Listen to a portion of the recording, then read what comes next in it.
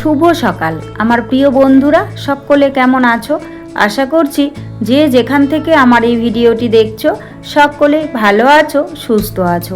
আর আমরাও খুব ভালো আছি। অরুণাচল প্রদেশের এই ছোট্ট গ্রাম থেকে আমি মামনির সংসারে আরও একটি নতুন ব্লগে তোমাদের সবাইকে স্বাগত জানিয়ে তোমাদের সবাইকে সাথে নিয়ে আজকের ব্লগটি শুরু করে দিয়েছি। আমি আশা করছি আজকের ব্লগটিও তোমাদের খুব ভালো লাগবে।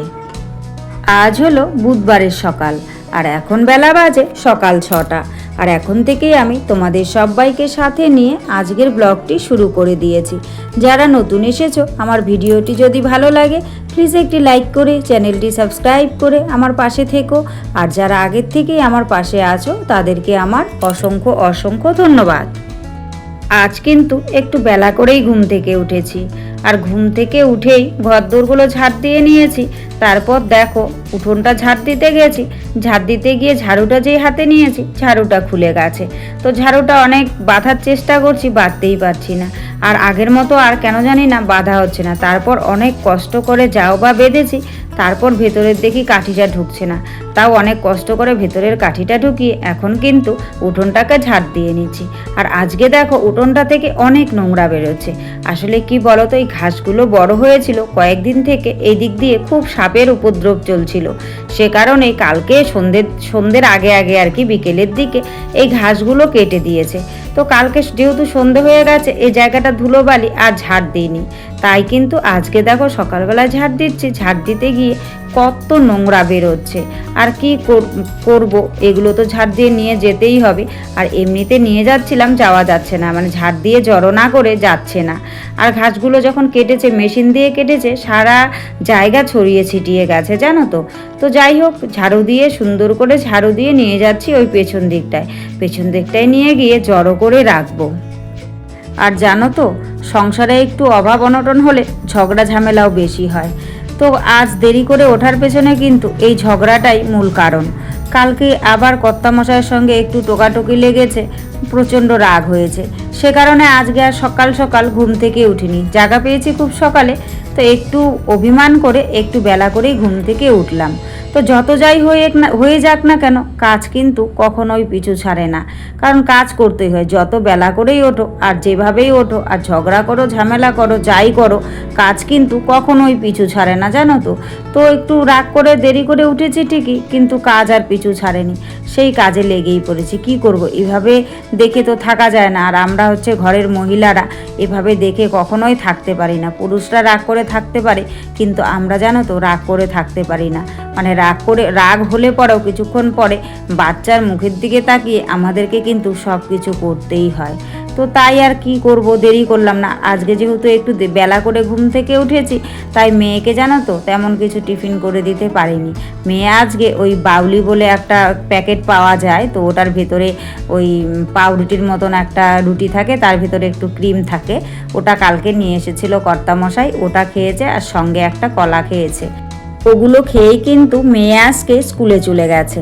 আর কর্তামশাই ওই যে আমি চা করেছি, চা খেয়ে বেরিয়ে গেছে, চার সঙ্গে বিস্কিট খেয়ে। আর এখন আমি চা খেয়ে নিচ্ছি।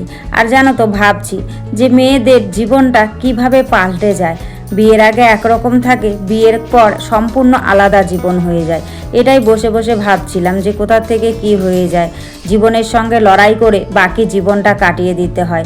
সব কিছুর সঙ্গে যুদ্ধ করে লড়াই করে মেয়েদের এই জীবনটা চলে, এগুলোই ভাবছিলাম। যাই হোক, ভাবতে ভাবতে বেলা যেহেতু অনেকটাই হয়ে গেছে, সকালে না খেলেও দুপুরে তো খেতে হবে বলো। আর সকালে যেদিন না খায় না সেদিন দুপুরে একটু তাড়াতাড়ি খাবার খায়। তাই ভাবছি আর কতক্ষণ রাগ করে থাকবো, রান্নাটা চাপিয়ে দিই। তাই দেখো উনুনে ভাত বসিয়ে দিয়েছি আর এদিকে সবজিগুলো কেটে নিয়েছি। আর জানো তো ঘরে সবজিও বাড়ন্ত। ওই কথায় বললাম না যে অভাব অনটনের মধ্যে ঝগড়া ঝামেলা বেশি হয়। তো ঘরে শুধু ডাল আছে আর কিছুই নেই। তো কালকে এই সবজিগুলো কর্তামশাই কুড়িয়ে এনেছিল, ঢেঁকির শাক এনেছে আর হচ্ছে কুমড়ো ডোকা, এগুলো কুড়িয়ে এনেছিল। আর এখানে না জানো তো কোনো সবজি না থাকলে পরে কুড়িয়ে এনে কিন্তু একবেলা মানে অনায়াসে চলা যায়। এই সুযোগটা এখানে বেশ ভালো আছে, যেটা আমাদের মানে বাড়িতে নেই আর কি। তো এখানে কিন্তু যেদিন কোনো সবজি থাকে না, ঘরে সবজি বাড়ন্ত থাকে, সেদিন যদি একটুখানি বেরোনো যায় তাহলে জঙ্গল থেকে কুড়িয়েই কিন্তু এই একবেলা বেশ ভালো করে চলা যায়। এই কলার মোচা, এটা সেটা শাক সবজি বেশ ভালো পাওয়া যায়। কিন্তু কি বলতো, জঙ্গলে বেরোতে গেলে ভয় লাগে, যোগের প্রচণ্ড উৎপাত, সাপের উৎপাত, সে কারণে হচ্ছে যেতে ভয় পাই, তাই আমি যাই না। কর্তামশাই যায়, কর্তামশাই মাঝে মধ্যে কি প্রায়ই এগুলো সব নিয়ে আসে। তো সে কারণেই কিন্তু আজকে দেখো কুড়ানো সবজি দিয়ে আজকে দুপুরটা আমাদের বেশ ভালোই চলে যাবে। তাই ঢেঁকির শাকগুলো আগে একটুখানি কেটে নিলাম ঝুরি ঝুরি করে। এখন আর কয়েকদিন থেকে আলু দিয়ে ঢেঁকির শাক খাচ্ছি না, কারণ একঘেয়েমি আর ভাল লাগছে না। তাই ঢেঁকির শাকটা এখন ঝুরি ঝুরি করে কেটে শুধু শাক করি। আর এইদিকে এই যে মিষ্টি কুমড়ার ডোগাগুলো যে আছে, কয়েকটা ডোগা কেটে নিচ্ছি। তো এই ডোগাগুলো দিয়ে আলাদা কোনো সবজি করব না, জানো তো, এই ডোগাগুলো ডালে দেব। ডালে দিয়ে খেতে কর্তামশাই খুব ভালোবাসেন, তাই ডোগা দিয়ে ডাল করব। তো যাই হোক, ভাত আমার হয়ে গেছে, এখন আমি শাকটাকে ভেজে নিচ্ছি।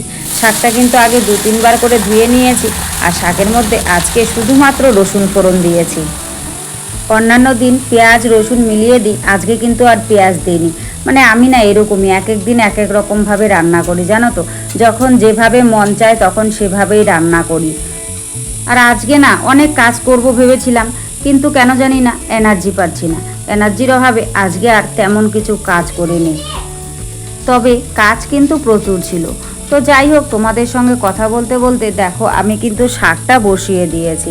আর শাকটাকে একটু ভালো করে নাড়াচাড়া করে একটু ঢাকা চাপা দিয়ে দেব, তাহলে খুব ভালো সেদ্ধ হয়ে যাবে, জানো তো।